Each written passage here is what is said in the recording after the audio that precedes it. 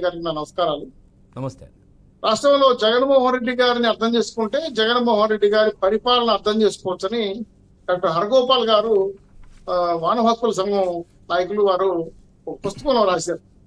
ఇప్పుడు 1985లో నలుగురు యువకులు కడప అడుగుల్లో వేటాడుతుంటే తుపాకులు తీసుకొని రమేష్ అనే ఎస్ఐ పట్టుకుంటాడు.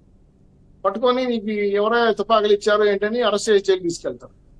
అందులో ఒక అతను ఈ తుపాకుల లైసెన్స్ ఉంది, ఇంటి దగ్గర ఉన్న తీసుకొస్తానని చెప్పి వెళ్తాను. వెళ్ళిన తర్వాత కడప నుంచి 4 జీబులు వేసుకొని వచ్చి స్టేషన్కి వచ్చి గొడవ చేసుకొని కొట్లాడి ఎస్ఐని కొట్టి సెల్లో ఉన్న తన ఫ్రెండ్స్ ఇడిపించుకొని బయట పోతాడు. బయట పోయి వార్నింగ్ ఇస్తాడు, ఇంకోసారి మా జోలికి వస్తే నేను కాల్ చేస్తామని.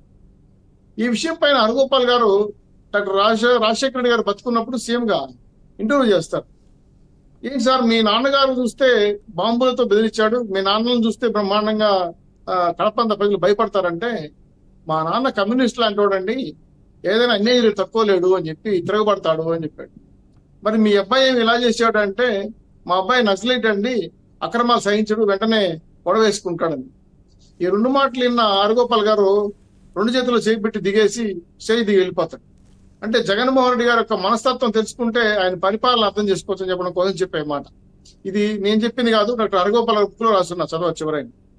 అయితే ఈరోజు రాష్ట్రంలో పరిణామాలు చూస్తుంటే జగన్మోహన్ రెడ్డి గారి కుటుంబం వైఎస్ రాజశేఖర రెడ్డి గారి లెగసీని తీసుకొని సోనియా గారికి వెన్నుపోటు పొడిచి వైసీపీ పార్టీని పెట్టి ఈ రాష్ట్రాన్ని దోచుకుంటూ కుటుంబ సభ్యులకు కూడా న్యాయం చేయని పరిస్థితిలో ఉన్నాడు. నాకు నాయన లేడు అన్నారు, నమ్మారు. చిన్నాయన లేడన్నారు, నమ్మారు. ఒక్క ఛాన్స్ అన్నారు, ఇచ్చారు.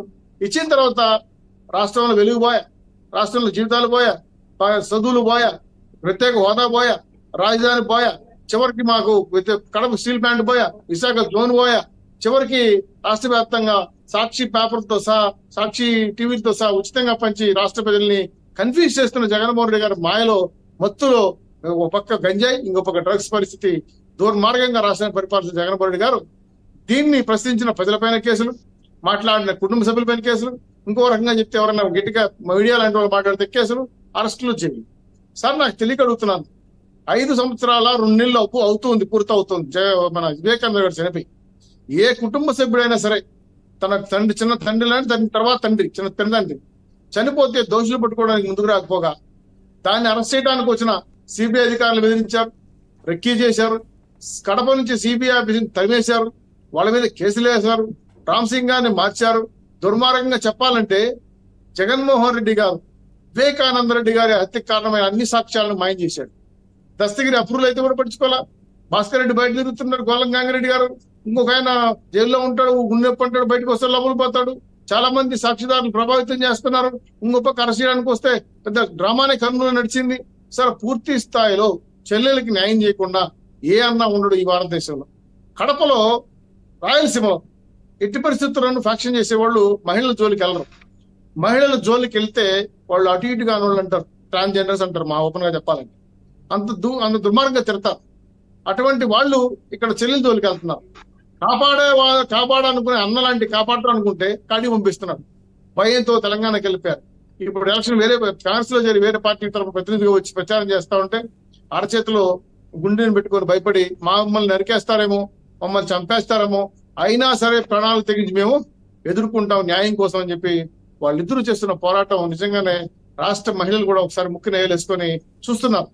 అసలు ముఖ్యమంత్రి స్థాయి వ్యక్తితో సొంత చెల్లెలు ధైర్యంగా ఎదురులోకి వచ్చి పోరాటం చేస్తున్నారంటే వాళ్ళ ధైర్యానికి మెచ్చుకోవచ్చు, వాళ్ళ యొక్క లెగసీకి మెచ్చుకోవచ్చు అని చెప్పి మహిళా లోకం ఆదర్శంగా తీసుకుంటాను. మీరు ఆస్తి అంటే 92 కోట్ల అప్పు ఉన్నాడంటాడు, 18 లక్షల భారతీయ అప్పు ఉన్నాడంటాడు, ఇవ్వాల్సిన సగం రాసేసుకున్నాడు. ఏమైనా అన్నా నాకు ఆస్తి బాగా పరిష్కారం చేయమంటే కడప నుంచి, మన మద్రాసు నుంచి, చుట్టుపక్కల వేంపల్లి నుంచి, అలాగే వాళ్ళ ఊర్లో నుంచి బంధువుల నుంచి మధ్యస్థం చేస్తే ఇస్తానని చెప్పి చేతులు ఎత్తేసాడు. ఏమాయా అలా చేసామంటే సంబంధం లేదన్నాడు. ఆవిడే చెప్పింది, గట్టిగా మాట్లాడితే నాకు గొంతు పట్టుకొని గోడకేసి నొక్కాడు, నీకెందుకు ఆస్తి అని చెప్పి, ఎవరు శర్మిల గారు. సో ఇటువంటి సిచ్యువేషన్ లో చెల్లెలకి ఆస్తి, స్వర్గీయ నందమూరి తారక రామారావు గారు మహిళలకి ఆస్తి ఎక్కిచ్చాడు. ఆ ఆస్తి ఎక్కిని మాకు ఇవ్వండి అని చెప్పి అడిగితే మీకు ఇచ్చేది లేదు, ఏం చేసుకుంటారో చేసుకోండి అని చెప్పి చేతులు ఎత్తేసే సంగతి ఈ రోజు రాష్ట్రంలో కనబడతా ఉంది. ఆస్తి ఇవ్వకపోగా, తండ్రి లెగసీ ఇవ్వకపోగా, పూర్తి స్థాయిలో మద్దతు ఇవ్వకపోగా, ఇద్దరు చెల్లెల్ని పూర్తి స్థాయిలో ఎన్నికల్లో వాడుకొని తను ముఖ్యమంత్రి అయ్యాడు, వాళ్ళ బజార్లు వేసాడు. ఇంకో పక్క చెప్పాలంటే అమ్మ అమెరికా పోయా, బాబాయ్ పైకి పోయా, మా అబ్బాయి జైలుకి పోయా, అమ్మ పరిస్థితి దారుణంగా ఉంది, చెల్లెలు ఇదుల్లో ఉన్నారు, ప్రజలు బయట ఉన్నారు, ఉద్యోగం లేక సస్తా ఉంటారు రాష్ట్ర ప్రజలంతా కూడా. మీరు ఏసీ రూమ్ లో కూర్చొని వసూలు కూర్చుంటూ సాక్షి పేపర్ చూసుకుంటూ ఉపన్యాసం చెప్తున్నారు. కానీ అవినాష్ రెడ్డి గారి కేసులో, వివేకానంద రెడ్డి కేసులో నిర్దోషులు పెట్టుకోవడానికి ఏ మాత్రం సహకరించడం లేదు. పూర్తిగా పోలీసు వ్యవస్థనంతా విచిత్ర పెట్టుకొని న్యాయాన్ని అడ్డదరంగా రాస్తూ పక్క రాష్ట్రానికి బదిలీ న్యాయస్థానం పిటిషన్లు వేస్తూ కేసుని బూంబర్ లాగా సాగదీస్తున్నారు తప్ప న్యాయం చేయాలని ఏ కోసన చిత్తుదిగి మనిషికి లేదు. కాబట్టి చాలా క్లియర్ గా చెప్తున్నారు.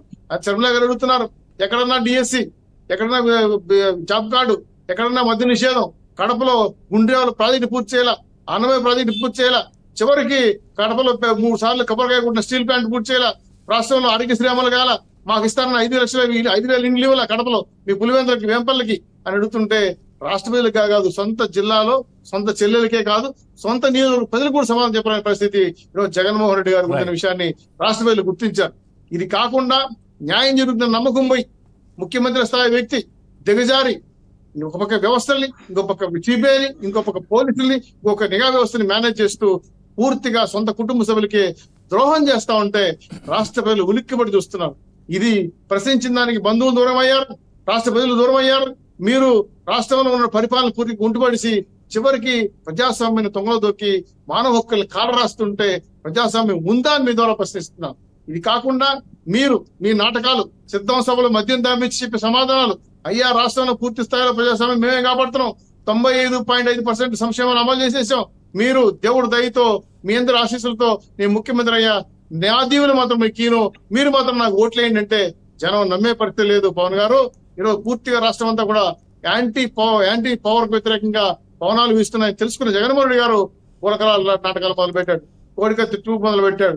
అనేక రకాలైన కుట్రలు కుదిరిన తర్వాత మళ్ళీ అధికారం రావాలని పూర్తి స్థాయిలో న్యాయ వ్యవస్థని, పోలీసు వ్యవస్థని, వాళ్ళ రాజ్యాంగాన్ని పూర్తిగా కాలరాసి ఈరోజు మళ్ళీ అల్లర్లు సృష్టించి రాష్ట్రంలో అధికారం రావాలి చేస్తున్న కుట్రలు ఈరోజు చెల్లెళ్ళు బయట పెడుతున్నాయి. రాష్ట్ర ప్రజలు అలర్ట్ అయ్యారు, ప్రతిపక్ష పార్టీలు ప్రశ్నిస్తున్నాయి, సమాధానం చెప్పలేక 30 దాడి జరుగుతా ఉంటే మీరు దొంగ నాటకాలు ఆడుతూ దొంగ నాయకులు పెట్టుకొని నాటకాలు చేస్తూ ఒక ప్రభుత్వం పరంగా పూర్తిగా విఫలమై మీరు ఈ రోజు చెప్తున్నా మమ్మల్ని అడుగుతున్నారు చంద్రబాబు నాయుడు గారికి ట్రేడ్ మార్క్ ఉందా అని.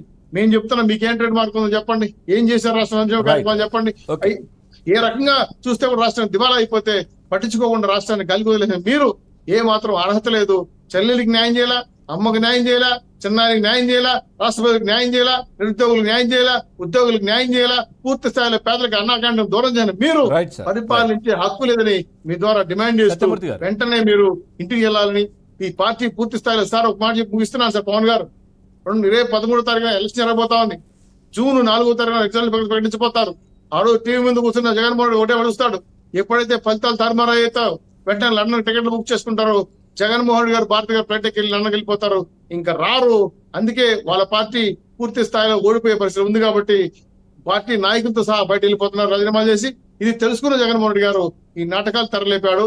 నంబర్ జగన్ బాయ్ బాయ్ చెప్పి బాయ్ బాయ్ వైసీపీ అని చెప్తున్నారు.